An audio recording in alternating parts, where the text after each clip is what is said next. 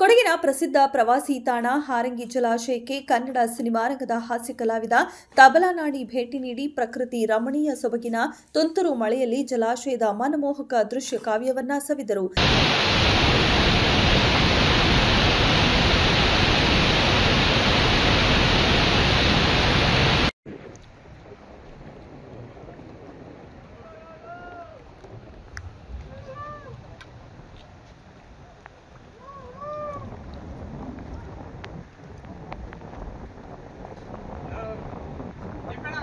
ಈ ಸಂದರ್ಭದಲ್ಲಿ ಮಾತನಾಡಿದ ತಬಲಾನಾಡಿ, ಕೊಡಗಿನ ನೈಸರ್ಗಿಕ ಚೆಲುವು, ಹಚ್ಚ ಹಸಿರಿನ ಬೆಟ್ಟಗುಡ್ಡಗಳು, ಇಲ್ಲಿ ಹರಿಯುತ್ತಿರುವ ಜೀವನದಿ ಕಾವೇರಿ, ತಣ್ಣನೆಯ ವಾತಾವರಣ, ಬೆಚ್ಚಗಿನ ಕಾಫಿ ಎಲ್ಲ ನೆನಪುಗಳು ತುಂಬಾ ಹಿತಕರ. ಕೊಡಗಿನ ಪ್ರತಿಯೊಂದು ಹೆಜ್ಜೆಯಲ್ಲಿ ಪ್ರವಾಸಿಗನನ್ನ ಸೆಳೆಯುವ ಆಕರ್ಷಕ ತಾಣವಿದೆ. ಸಹಜ ಸೌಂದರ್ಯದ ಕೊಡಗಿಗೆ ಹಾರಂಗಿ ಜಲಾಶಯ ಮತ್ತಷ್ಟು ಸೊಬಗನ್ನ ಹೆಚ್ಚಿಸಿದೆ. ಇದರ ಅಂದವನ್ನ ನೋಡುವುದೇ ಚಂದ. ನನ್ನ ಮುಂದಿನ ಸಿನಿಮಾ ಮಡಿಕೇರಿ. ಈ ಚಿತ್ರವು ಸಂಪೂರ್ಣವಾಗಿ ಕೊಡಗಿನಲ್ಲಿ ಚಿತ್ರೀಕರಣ ನಡೆಯಲಿದೆ ಎಂದರು. ವೀಕ್ಷಕರೇ ನಮಸ್ಕಾರ, ನಾನು ನಿಮ್ಮ ತಬಲಾನಾಡಿ. ನಿಮ್ಮ ಆಶೀರ್ವಾದದಿಂದ ಇಲ್ಲಿವರೆಗೂ ಬೆಳೆದಿದ್ದೀವಿ. ಇವತ್ತು ಹಾರಂಗಿ ಡ್ಯಾಮ್ ಮೇಲೆ ನಿಂತ್ಕೊಂಡಿದ್ದೀವಿ. 4 ಗೇಟ್ ಓಪನ್ ಮಾಡಿದ್ದಾರೆ, ನೋಡ್ತಾ ಇದ್ದೀವಿ. ಇಲ್ಲಿ ಬಂದಿದ್ದ ವಿಶೇಷ ಏನಂದರೆ, ನೆನ್ನೆ ಬಂದ್ವಿ ನಾವು ನಮ್ಮ ಸ್ನೇಹಿತರಿಗೆ ಕುಮಾರ್ ಅಂತ ಹೇಳಿ ಇಲ್ಲಿಯವರೇ ಕೊಡಗಿನಲ್ಲೇ ಒಂದು ಸಿನಿಮಾ ಶೂಟಿಂಗ್ ಮಾಡಬೇಕು ಅನ್ನೋ ಉದ್ದೇಶಕ್ಕೆ ಕೆಮಿಸ್ಟ್ರಿ ಆಫ್ ಕಲಿಯಪ್ಪ ಅಂತ ಅದ್ಭುತವಾದ ಕಾಮಿಡಿ ಸಿನಿಮಾ ಕೊಡ್ತಾರೆ ಕುಮಾರ್ ಅವರು. ಇವರು ನಮ್ಮ ಸ್ನೇಹಿತರು ಉಮೇಶ್ ಅಂತ ಹೇಳಿ, ಇವರು ನಮ್ಮ ಸ್ನೇಹಿತರು ಕೊಡಗಿನ ಸ್ನೇಹಿತರು ಇಲ್ಲಿಯವರೇ ಸಂಪತ್ತು ಮತ್ತು ಸುಂದರ ಅವರು. ಒಳ್ಳೆ ಒಂದು ಸ್ಕ್ರಿಪ್ಟ್ ತೊಗೊಂಡ್ಬಂದಿದ್ದೀವಿ. ನಾನು ಹೇಳಿದೆ ಪ್ರೊಡ್ಯೂಸರ್ಗೆ, ನಿನ್ನೆ ಕಥೆ ಹೇಳಿದ್ವಿ, ಖುಷಿಪಟ್ಟಿದ್ದಾರೆ.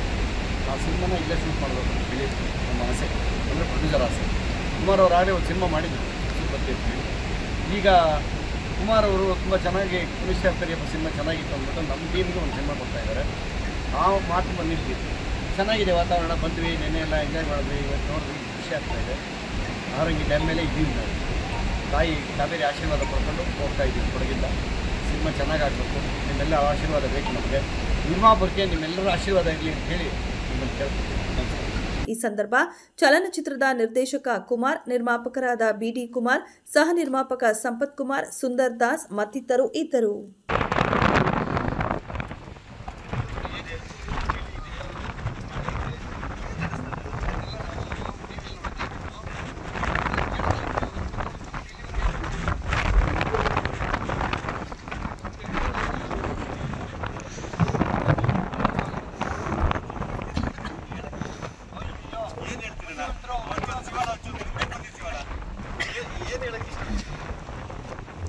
ಎಲ್ಲ ಕೊಡಗಿನ ಜನತೆಗೆ ತಬಲಾನಾಡಿ ನಮಸ್ಕಾರ. ಭೂಲೋಕ ಸ್ವರ್ಗ ಇದು ಕರ್ನಾಟಕದಲ್ಲಿ.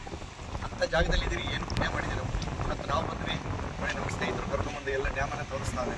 ನಿಜವಾಗ್ಲೂ ಪುಣ್ಯವಂತರೆ ನಾವು. ಎಷ್ಟು ಜನಕ್ಕೆ ಇರ್ತೀವಿ, ಎಲ್ಲರೂ ಬಿಡಲ್ಲ. ಇಲ್ಲಿ ನೋಡಿ, ಅಲ್ಲಿ ಸಾವಿರಾರು ಜನ ನಿಂತ್ಕೊಂಡು ನೋಡ್ತಾ ಇದ್ದಾರೆ. ಆದರೆ ನಮ್ಮನ್ನು ಕಲಾವಿದರು